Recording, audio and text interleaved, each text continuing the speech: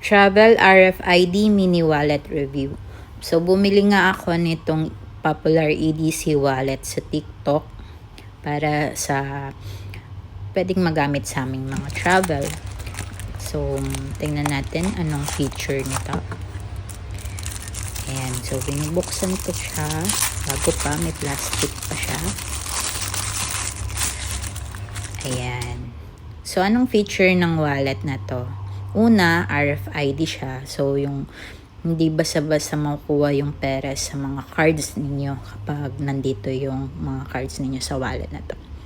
Pwede siyang lagyan ng ID, mga cards, coupon cards, or voucher.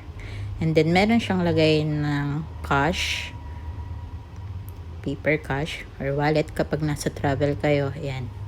Ipit nyo lang dyan. And then, yung paborito kong feature niya is yung sa card part.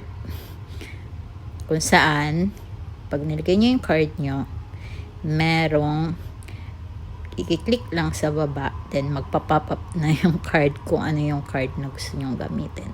Madali lang siya. Babalik mo lang uli. Push mo, then, yan.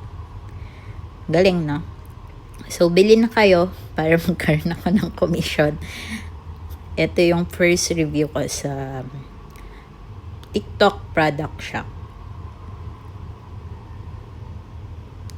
Yan. Yan yung nga pala yung mga pera na naipon namin during our travel. Mahilig kaming mangolekta ng mga paper cash sa iba't ibang country. Yan. Good for your travel. Bili na kayo. Ciao. Bye-bye.